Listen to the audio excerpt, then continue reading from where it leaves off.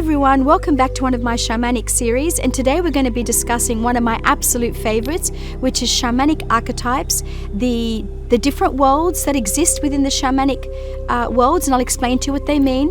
But overall, shamanism have archetypes in order for you to be able to connect with. So there are 7 archetypes which correlate to the chakras within the body.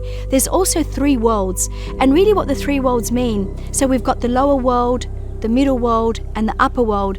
But in the shamanic world, what it actually really means is the unconscious, the conscious, and the super consciousness. So depending on your level of elevation and ascension, you can access and then drive or move into all 3 of them and work in harmonic resonance with all 3. But let's go back to the archetypes. So there's 7 chakras within the body, in the 3rd dimensional plane body, before you move to 12D, and they relate, I'll tell you what the animals are and what chakra they relate to. So in the base chakra, because we're talking about the kundalini, and when the kundalini is asleep, it's the serpent within us. Sachamama and Amaru is in our base chakra. That one is the snake, the kundalini, the coiling of the snake that unravels as we awaken. In the 2nd chakra, the mulching, the energy where we feel a lot of emotions, is with Otorongo, which is the great jaguar. And the great jaguar works with mulching, transmuting, and transforming energy from smoke to light, from fire to light. In the 3rd chakra, the 3rd archetype animal we use is called Sirawakinti, the royal hummingbird. Hummingbirds have a very, very special leverage about them. Because of the high altitudes they fly at, they actually change their DNA to be able to fly at high altitudes without dying, and they're a very tiny little animal where they're the only bird that can fly backwards, forwards, right and left. They have an incredible agility about them. And that's the same with our soul, that we have a flexibility in our solar plexus to move left, right, above and below, that we have that infallible energy of being beyond the 3rd dimensional plane, to move beyond the construct of 3D. In the 4th chakra, we have the energy of the Apuchin, the great condor, the eagle condor. That is the place of the rising sun within us. That is the place where we connect with Great Spirit, where we take wingtip to wingtip with Great Spirit, knowing that we are way beyond the physical, that we can see from the higher realms the place of the rarefied air, and we come in as we need into the 3D and come back out into the 5D to see higher vision. So after accessing our 4th chakra, the eagle Great Spirit energy, where we connect with the Great Spirit and thy will be done, we now connect in with Waska Inca. He or she is the gatekeeper of the underworld, the lower world, the part of us that is unconscious. This can be a male and female. For me, for example, it came as an Indian male guide with long hair. So it can be for you, the first vision you get, that is your gatekeeper to access your subconscious, to heal it and clear it. In the middle world, we have what's called Quetzalcoatl, the feathered serpent. And remember I spoke about the base chakra being a snake, Sachamama Amaru, that uncoils? Here, the feathered serpent means the kundalini has risen, and the feathers are you coming into higher consciousness, working in this middle plane of what you need to do to live your highest vibrational life. In the upper worlds, we call it Pachacuti Inca, the great sun god, the sun of the greater central sun. And what that means, you're accessing light codes from above, galactic codes, cosmic codes that come into you and infiltrate right throughout your body and make you a whole energy unto itself.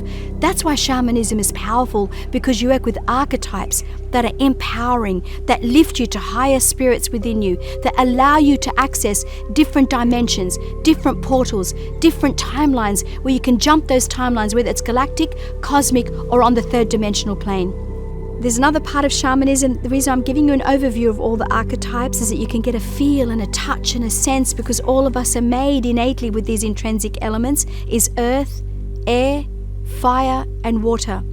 Every person has these within them, and that's why I say everybody is a shaman. And why I wanted to share this information is before it was only ever kept shaman to shaman and in storytelling around ceremonies. It's time for this information to be shared. It's time to be given to the empowerment of people. So in your body, in the north, south, east and west direction, there's 4 directions, 4 elements that correlate to the 4 directions. In the south, in the west, in the north, and in the east, each one of those correlate to the earth, air, fire, and water, respectively. In the center of the medicine wheel is Mother Earth, Father Sky, and you would have heard about it through Socrates and Plato, where he may have said, as above, so below, as within, so without. That literally means the medicine wheel. As above is the heavens, as below is the earth, and the four directions that hold us in that empowerment of an equal energy of earth, air, fire, and water, north, south, east, and west. We are made from these elements. And you know how you'll know if you feel burnt out? I'll give you an example. It's the only way to know how to work these through is if you feel burnt out, for example, that means you've used too much fire and not enough complementary energy of air or the polar energy of water to counteract the fire in your body.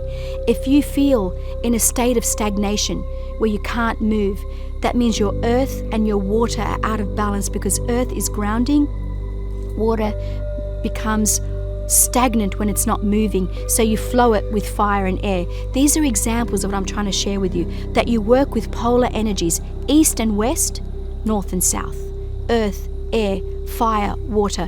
When you balance the elements within your body, you become balanced, you become unified. And that's why I say everybody is a shaman. It's time for you to come into that place of connecting with that intrinsic energy within you and seeing where you need to counteract energies that are too fast or too slow and bring that equilibrium back into your body. And lastly, the archetypes within the body, the reason why we use a power animal is it's correlating you to your instinct. It's correlating you to your animal body. As you know, we're a spiritual being having a physical experience. So the spiritual soul aspect of you comes into a physical body, and we relate it to the archetype of an animal.